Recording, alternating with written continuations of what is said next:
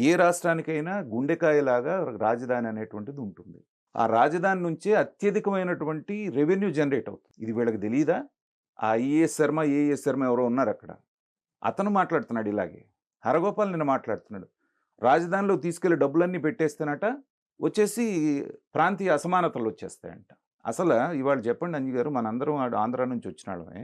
అత్యధికంగా డెవలప్ అయిన సిటీ ఆంధ్రప్రదేశ్ లేదని చెప్పండి. ఇవాళ ఆంధ్రప్రదేశ్ అనగానే బ్రహ్మాండంగా టాప్‌లో ఉన్నటువంటి సిటీ ఏది? వైజాగ్ చెప్తాం. వైజాగ్. ఎక్కడుంది వైజాగ్? ఉత్తరాంధ్రలో ఉంది. ఉత్తరాంధ్రలో వైజాగ్‌ని ఎందుకు డెవలప్ చేశాడని రాయలసీమోడు ఎవడన్నా మాట్లాడాడా?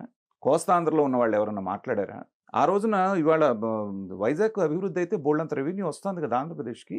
అలాంటిదే ఇంకొక సిటీ అనేటువంటిది మనకు నిర్మాణం జరిగితే వైజాగ్‌కి ఏ రకమైనటువంటి అన్యాయం జరుగుతోంది కోస్తాంధ్రకి, ఉత్తరాంధ్రకి? రాయలసీమలో తీసుకెళ్ళి కియా మోటార్ పెట్టారు. ఇవాళ అక్కడ రూ. 1,00,000 ఉన్నటువంటి ఎకరా ఇవాళ 2,00,00,000 అయింది. మా దగ్గర ఎందుకు పెట్టలేదు, మాకు అన్యాయం జరిగిందని చెప్పి ఉత్తరాంధ్ర వాడు ఎవరన్నా అడిగారా? వాళ్ళెవరన్నా బాధపడ్డారా? తిరుపతిని తీసుకెళ్ళి ఎలక్ట్రికల్స్ హబ్ చేస్తూ ఉన్నారు.